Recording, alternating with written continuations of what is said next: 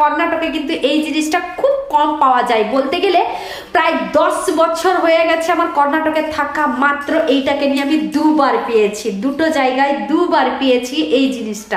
এটা কিন্তু দোকানেও বিক্রি হয় না, শুধুমাত্র বাড়িতে লাগিয়েছিল বলেই আমি আজকে পেয়েছি, জানো তো। Friends, welcome back to my channel Shivani lifestyle. Good morning সবাইকে, তোমরা সবাই কেমন আছো? আশা করি তোমরা সবাই ভালো আছো, আমরাও ভালো আছি। তো এখন বাজে সকাল 11টা। তো আমি আমার ব্লগটা এখান থেকেই শুরু করলাম।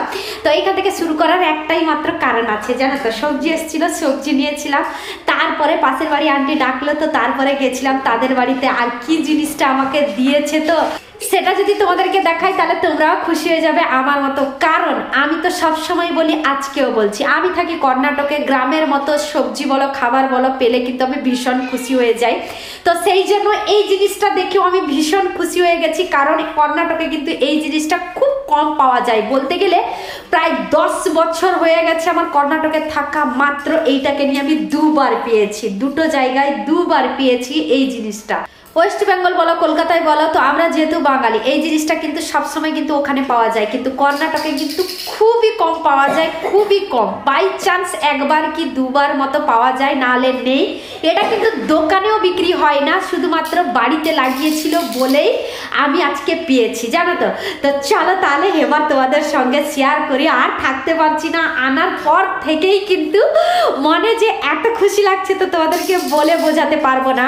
এই দেখো, ব্যাক ক্যামেরা করে তোমাদেরকে দেখাচ্ছি। এই দেখো, এটা হলো সেইটা পুঁই শাক, পুঁই শাকের ডাঁটা, আর তার সাথে পুঁই শাক, দেখতে পাচ্ছ। অনেক দিন পর কিন্তু আমি এই শাকটা পেলাম আজকে। মা মেয়ে দুজনেই বসে পড়েছি এখানে সবজি কাটতে, জানো তো। সোনামাও একা বোর হচ্ছিল, তাই ভাবলাম যে সোনামা তুইও চলে আয়, একসঙ্গে বসে সবজি কাটবো। আর সোনামাকে কাটাকুটি করতে একটু ভালো লাগে, জানো তো, সেই জন্য আমি বটি নিয়ে নিয়েছি, আর আমার সোনামাকে দিয়েছি চপিং প্লেট, ঝপঝপ করে কেটে নাও।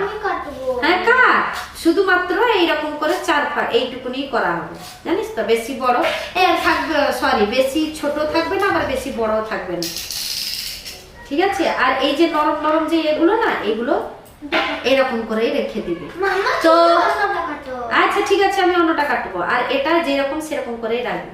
আমাদের গ্রামে কিন্তু এই পুঁই শাকের ডাঁটা কিন্তু অনেক মোটা মোটা হয়, কিন্তু এখানে দেখলাম পিঙ্ক কালারের, তাও আবার এত সরু সরু। তবুও খুশি কেন জানো তো, এই শাকগুলো পাওয়া যায় না এখানে, জানো তো। ওই যে বললাম তোমাদেরকে 10 বছর পরে এইটা আমি দুবার দেখতে পেলাম। একবার যেখানে থাকতাম সেখানে একটা জায়গায় পেয়েছিলাম, আর আজকে পেলাম, জানো তো। এটা না বাজারে বিক্রি হয় আর না আশেপাশে পাওয়া যায়, জানো তো। এক একটা বাড়িতেই লাগায়। আর এই শাকটা না কর্ণাটকের লোকেরা ডালে দিয়ে খায়, জানো তো। তো আমাকে যখন দিচ্ছিল তখন কিন্তু বলেছিল আমাকে যে তুমি ডাল যখন বানাবে এই শাকগুলো নাও, আমাদের বাড়িতে অনেক হয়েছে, ডাল দিয়ে এই শাকটা বানিয়ে নিয়ে খাবে। আমি বললাম ঠিক আছে, আর ওকে আর বেশি কিছু বলিনি, কারণ আমরা চচ্চড়িটা খাই।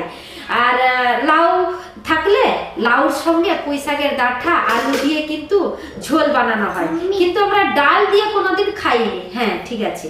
তো আমি আর তাকে আর বেশি কিছু বলিনি, কারণ আমরা খাই না বললে আবার জিজ্ঞেস করবে কেন খাও না, তাহলে এই শাকটা নিচ্ছ, তাহলে তুমি কিসে ফেলে খাবে, মানে কি সবজিতে দিয়ে তোমরা খাবে, এরকম করে আমাকে নানান কথা জিজ্ঞেস করবে। সেই জন্য আমি হ্যাঁ হ্যাঁ বলে নিয়ে চলে এসেছি। এখন ফাইনালি তোমাদের সঙ্গে এই কথাগুলো সব শেয়ার করছি, ভীষণ খুশি লাগছে। তো সেই জন্যই মা মেয়ে দুজনেই ঝটপট করে বসে পড়েছি আজকে সবজি কাটতে। তো কালকে যে সবজি ছিল, সব রকমের সবজি দিয়ে যে তরকারি বানিয়েছিলাম সেটা আছে ফ্রিজের মধ্যে, শুধু আজকে চচ্চড়ি বানাবো। আর পুঁই শাক দিয়ে, পুঁই শাকের ডাঁটা দিয়ে কিন্তু চচ্চড়ি বানাবো। আর এপাশে দেখো, ওই শাকের সাথে সাথে এতগুলো সবজি দিয়েছে, ঠিক আছে। আর আমি যে নিচে গেছিলাম সবজিওয়ালার কাছে সবজি নিতে, তো এই সবজিগুলো আমি কিনেছি, টমেটো, মূলো আর ওলকপি কিনেছি। আর বাকি সবজিটা কিন্তু এটা ওই পাশের বাড়ি আন্টি দিয়েছে। তো চলো কি কি সবজি দিয়েছে সেটাও তোমাদের সঙ্গে শেয়ার করব। এই দেখো চিচিঙ্গা, দেখতে পাচ্ছ চিচিঙ্গাটা, এখানে কর্ণাটকে চিচিঙ্গা কিন্তু এইরকমই পাওয়া যায়। আমাদের বাড়িতে আমাদের গ্রামে এত বড় বড় 1 হাত 1.5 হাত হয় এক একটা চিচিঙ্গা, আর তার সাথে কিন্তু নরমও হয়। তো এই চিচিঙ্গাটা যে দেখতে পাচ্ছ এটা কিন্তু অনেক শক্ত, জানো তো, বিশেষ একটা নরম না, শক্ত হয়।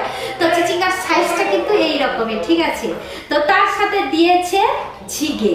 তো তারপরে দিয়েছে বেগুন, বেগুনটা কিন্তু আমার এখনই কাজে লেগে যাবে চচ্চড়িতে। আর দিয়েছে কাঁচকলা, এই দেখো কাঁচকলা দিয়েছে, তারপরে দিয়েছে গাজর, তারপরে দিয়েছে 1 পিস আলু, তারপরে দিয়েছে কাঁচা লঙ্কা, তারপরে দিয়েছে টমেটো। কি কি সবজি দিয়েছে পুঁই শাকের ডাঁটার সঙ্গে তোমাদের সঙ্গে শেয়ার করলাম। চলো এবার ঝটপট করে টুকরো টুকরো করে কেটে দিই। সোনামা তো এতগুলো কেটে শেষ করতে পারবে না, তার সঙ্গে আমিও হেল্প করব, কারণ সবজি কাটতে আমার কিছুক্ষণ সময় লাগবে, কিন্তু এইগুলো কাটতে তোর দেরি হবে বাবা। আর আমি রান্নাটা বসাবো, আজকে তোর বাবা খেতে আসবে, আমি সেই জন্য আগে থেকে ফোন করে জিজ্ঞেস করে নিয়েছি আজকে খেতে আসবে কি না।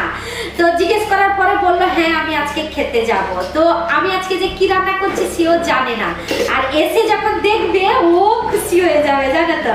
এমনিতেও চচ্চড়ি খেতে ভীষণ ভালোবাসে, তার উপরে পুঁই শাকের ডাঁটা দিয়ে যে আজকে চচ্চড়ি বানাচ্ছি তো ভীষণ খুশি হয়ে যাবে, দেখবে সেটা। তো আমি তোমাদের সঙ্গে শেয়ার করবো তার খুশিটা, ঠিক আছে। এখন তার আগে রান্নাটা তো করে নিতে হবে, তাই না? বাড়িতে যা সবজি ছিল অল্প অল্প করে সমস্ত সবজি কেটে নিয়েছি, পুরো একবেলা হয়েছে সবজি। আর এপাশে সোনামা পুঁই শাক, তার সঙ্গে ডাঁটা সমস্ত কিছু কেটে দিয়েছে আমার সোনামা। তো সবজি কাটা শেষ করে এপাশে মশলাটাও রেডি করে নিয়েছি। চলো ঝটপট করে এবার রান্নাটা বসাই। আজকে গ্যাসেই রান্না করতে হবে, কারণ সকাল থেকে কারেন্ট নেই, জানি না কি জন্য কারেন্ট নেই, জানো তো। তো চলো ঝটপট করে মশলাটা রেডি করে নিয়ে রান্নাটা যখন গ্যাসে বসিয়েছি ঝটপট করে বানিয়ে ফেলি, কারণ ওর বাবার আসার সময় হয়ে যাবে। তার আগে আমাকে রান্নাবান্নার সমস্ত কমপ্লিট করে রাখতে হবে। পেঁয়াজ, কাঁচা লঙ্কা, 5 ফোড়ন দেওয়ার পরে রসুন দিয়ে দিয়েছি, মশলাটা রেডি হয়ে গেছে। এবার চলো ঝটপট করে সবজিটা দিয়ে দিই। কড়াইতে ধরবে কিনা জানি না, অনেক সবজি হয়ে গেছে জানো তো। সমস্ত সবজি ছেঁকে দিয়ে দিয়েছি কড়াইতে। কড়াইটা ফুল হতে আর একটুকুনি বাকি আছে, তাই ভাবলাম যে পরিমাণ মতো লবণ, হলুদ আর লঙ্কা গুঁড়ো দিয়ে একটা ভাপ লাগিয়ে নেব। তারপরে কিছু সবজি জড়লে তারপরে গিয়েই পুঁই শাক আর তার সাথে ডাঁটাটা দেব, এখন দেব না জানো তো। তো চলো তোমাদের সঙ্গে কথা বলতে বলতে সবজিগুলো মিক্স করা হয়ে গেছে লবণ, হলুদ, লঙ্কা গুঁড়োর সঙ্গে। তো একটা ভাপ লাগিয়ে নিই। পুঁই শাকগুলো ধুয়ে নিয়েছি আর এপাশেও একটা ভাপ লাগিয়ে নিয়েছি, এই দেখো। তো চলো, জায়গাও হয়ে গেছে কড়াইতে, এপাশে পুঁই শাকগুলো দিয়ে দেবো সব। যাই হোক, একটা কড়াইয়ের মধ্যে সমস্ত সবজি, তার সাথে পুঁই শাক, ডাঁটা সমস্ত কিছু ধরে গেছে বলো। একটা ভাপ লাগানোর পরে শাকগুলো কত সুন্দর জড়ে গেছে, দেখেছো তো। তোমরা হয়তো ভাববে পুঁই শাক কিংবা পুঁই শাকের ডাঁটা দেখে এতটা খুশি আমি কেন হচ্ছি। ওই যে বললাম, গ্রামের সবজি, গ্রামের রান্না খুবই মিস করি। মাঝে সাঝে এক একবার যখন শাক পাই তখন কিন্তু ভীষণ খুশি হয়ে রান্না করি আর ভীষণ খুশি হয়ে খাই। সেই জন্যই এতটা খুশি জানো তো। তোমরা এটাকে নিয়ে কেউ খারাপ ভাববে না, ঠিক আছে। তো আসা হয়ে গেছে 10 বছর, তার ভিতরে মনে হয় 2 বার কি 3 বার গিয়েছি। তো যখন যাই তখন কিন্তু পুঁই শাক বলো, কলমি শাক বলো, সুসুন্ডি শাক বলো, এগুলো না পাই না। আর ভীষণ খেতে ভালোবাসি ওইগুলো জানো তো। সেই জন্যই যে এত দিন পরে যে আমি যে পুঁই শাকটা যে পেয়েছি না, সেই জন্যই মনটাতে এত খুশি লাগছে। তো আর সেই জন্য ওই খুশিটাই তোমাদের সঙ্গে শেয়ার করলাম। প্লিজ তোমরা কেউ এটাকে নিয়ে খারাপ ভাববে না, ঠিক আছে। ফাইনালি চচ্চড়ি বানানো হয়ে গেছে। এই দেখো, আমি কিন্তু সর্ষে বাটা ছেড়েই কিন্তু আজকে চচ্চড়িটা বানিয়েছি, আর বেশি ঘাটাঘাটি করতে হয়নি। জল দিয়ে যে সবজিগুলোকে সেদ্ধ করেছিলাম না, ওইটাতেই খুব সুন্দরভাবে সমস্ত সবজি সেদ্ধ হয়ে গেছে। উপরে দিয়ে দিলাম সরিষার তেল। আর যে কোনো চচ্চড়িতে একটু সরিষার তেল দিলে উপরে খেতে কিন্তু খুবই সুন্দর লাগে। আমি সর্ষে বাটা ছেড়েই শুধুমাত্র সরিষার তেলটা দিয়েছি। তো চচ্চড়ি বানানো হয়ে গেছে। এপাশে কুকারে ভাতটাও রান্না করা হয়ে গেছে। এই দেখো, কারেন্ট নেই, আজকে গ্যাসেই রান্নাটা করেছি সমস্ত। তো ওর বাবার আসার অপেক্ষা, ওর বাবা এলে ওকে একটা ছোট্ট বাটিতে দেব চচ্চড়ি। রান্না করার কিছুক্ষণ পরে কিন্তু ওর বাবা চলে এসছে কাজে থেকে, বাড়িতে খাবে বলে একটা প্লেটে এখানেও চচ্চড়িটা সাফ করে নিয়েছি। চলো ওকে জিজ্ঞেস করি এটা কি চচ্চড়িটা। এই না, দেখিয়ে বলো এটা কি চচ্চড়ি, ঠিক আছে। খেয়ে তোমাকেই বলতে হবে, ঠিক আছে। বুঝতে তো পারছো কোথা থেকে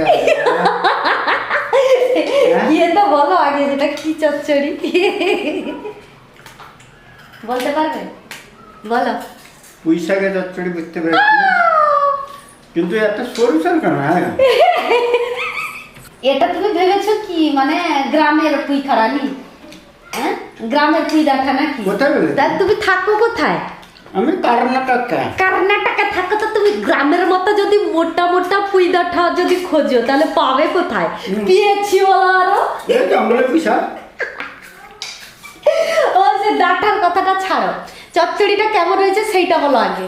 সুপার সুপার। সুপার হয়েছে। আমাকে তো একটা স্পুন দাও, একা খেয়ে যাচ্ছে। এত সরু সরু বুঝি সব দেওয়া যায় না। ও বাবা গরম গো। ভালো হয়েছে? কিন্তু আমি ভেবেছি ও বুঝতেই পারবে না যে পুঁই শাক দিয়ে চচ্চড়িটা বানিয়েছি, কিন্তু না, সে বুঝতে পেরে গেছে। তো শুধু ওকে চচ্চড়ি দিলে হবে না, ভাতও দিতে হবে তার সাথে, কারণ খিদে পেয়ে গেছে, ওকে একসঙ্গে খেতে বসবো। তো চলো তাহলে আজকের ব্লগটা এই পর্যন্ত। তোমাদের যদি ভালো লেগে থাকে তাহলে তোমরা লাইক করবে, কমেন্ট করবে, শেয়ার করবে, সাবস্ক্রাইব অবশ্যই করবে। যারা আমার চ্যানেল নতুন আছে প্লিজ তারা সাবস্ক্রাইব করে আমাকে সাপোর্ট করে। সবাই ভালো থেকো, সুস্থ থেকো।